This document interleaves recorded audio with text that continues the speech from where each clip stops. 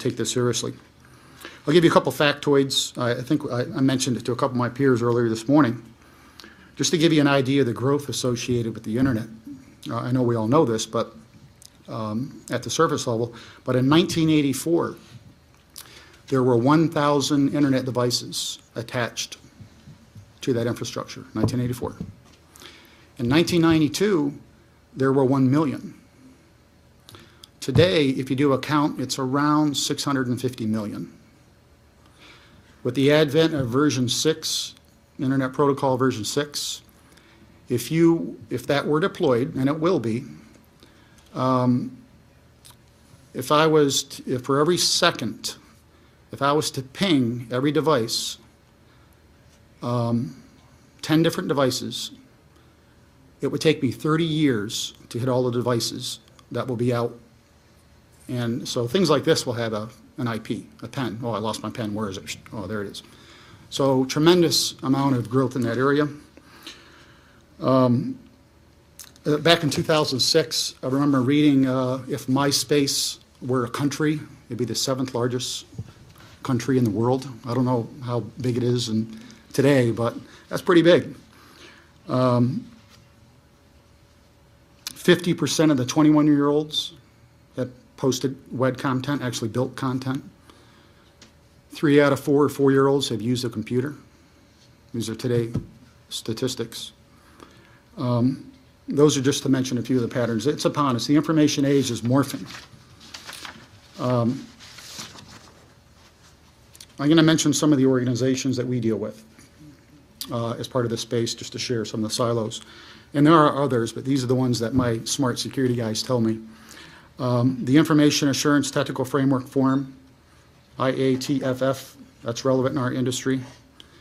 National Institute of Standards and Technology, NITS, and more specifically, their Computer Security Division, CSD. SANS, everyone knows about SANS. They have an exceptional amount of resources in this space. National Information Assurance Partnership and IAP. Purdue was mentioned earlier. Carnegie Mellon's CERT team is pretty impressive. I like to see Capital continue their expansion. I'm excited about that relationship. And some of the key players within the government that I see a lot of traffic from, DNI, NSA, DISA, JAOC, and several of the DoD service components. And I would agree that an earlier comment, Air Force is really done well in leading the way in some of the space. I have a number of other subjects, but if relevant, I'll tie it into questions, because I think I had about 8 minutes. Thank you very much. Okay. Great. Thanks, Hayden. Well, I got an email from Vic about this event. He said, "Oh, Paul Kurtz and I are putting on," and that was basically all I had to read. I said, "Yeah, I definitely want in," and so I was really excited to be up here, and also excited to come to the National Press Club because I've never been here before. My role is Chief Technology Officer for IBM's Internet Security Systems Division, and IBM acquired Internet Security Systems in 2006, where I was CTO, and been with ISS about 10 years. Prior to that, actually worked on Wall Street for Lehman Brothers, and prior to that, did a little tour with some Beltway bandits here in DC. But IBM has provided a tremendous platform for ISS to grow and expand our offerings around, and it's important because we've seen such a radical shift in the security landscape over the last several years. It's almost science fiction when you begin to look at the amount of data and attacks we're seeing. We currently track over 1 billion security attacks per day through our managed services network. That's up tremendously over the last several years, and each one of those are actually discrete attacks. The space in which we see, especially the consumer becoming infected, as Hayden mentioned, that the web-based vector of exploitation is truly pandemic in nature, and really has changed the way that we've got to look at the way we try to secure networks. I characterize the scope of the infection as pandemic, and I recently hosted a panel at Georgia Tech, actually, where with Vint Cerf as our keynote, Vint Cerf is the chief evangelist for Google and generally respected as the founder of the internet. He estimates that 1 in 4 computers that connects to Google on the network is infected with some type of backdoor malcode. And that's rather on the high end, but estimates are between 1 in 10 and 1 in 4. Regardless of which it is, that's certainly pandemic, and if you looked at these computers as, say, terminally ill, we would have a significant issue on our hands. So one of the challenges today is how to do business on the network, and whether it's government business or financial services or telecommunications, you have to assume that we're dealing with someone who's compromised and work backward from there. And it's a totally different challenge, and I think it's a very difficult problem to figure out. And I think whoever can figure out how to do business online with a known bad guy in the middle is going to be very successful, and it's a significant challenge we're trying to address. One of the changes and why we see such great success in penetration rates on the network today is because I would characterize the change in the vector from infectious in nature, which is how we saw threats previously, to parasitic in nature. And they learned, since Blaster and Slammer and Code Red, they learned if they kill the host, they can't continue to farm it. In some cases, we actually see them make the host more healthy. They'll actually block other attacks. They'll patch vulnerabilities on computers when they get infected. So in some ways, some of these parasites actually make the end user's client more secure. However, all their data, and I love that term Paul used, is being vacuumed out. I'd never heard that before.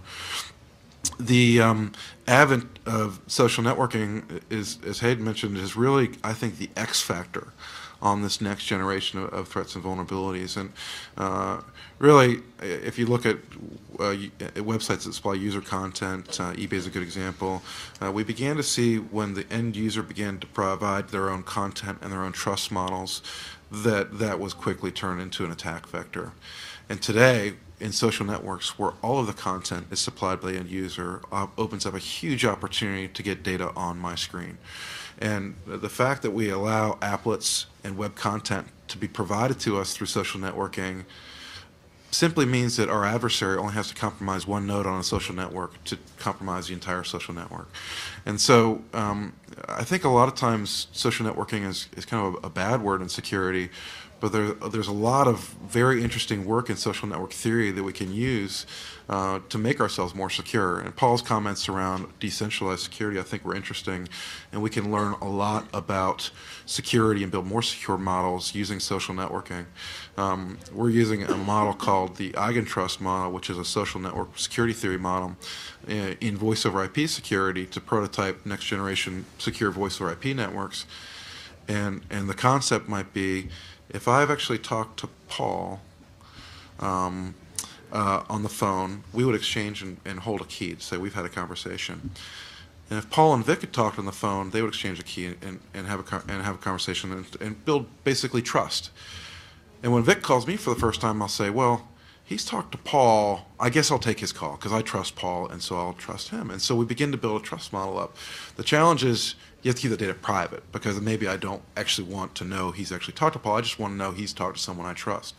And so we'll begin to build trust models. And I really think when we look at email today, if you acknowledge, say, email is a killer application of the internet, if you look at the statistics on what runs over port 25 in this country, 90% of what's on port 25 is spam, 5% of what's on port 25 is phishing, and 3% of what is on port 25 is viral. That means 98% of our internet application is unwanted and basically criminal in nature. If we turned on our radio and experienced 98% of our radio stations being, say, pirate, we'd expect the FCC to go do something about this, right? But yet we live in this environment where now basically the end user, whether it's the corporation, a government agency, or actual ISP, has to pay an enormous tax to eliminate this crud on the network. And I think if we're not careful, we'll run into the same environment in next generation communications networks, whether it's voice, whether it's IMS. And so this is a key area of investment for us. But it's one you need to be careful not to create FUD about, because there hasn't been many attacks yet. We simply know there's no technological reason why there won't be. So we should invest there to make sure that we can defend ourselves in the future.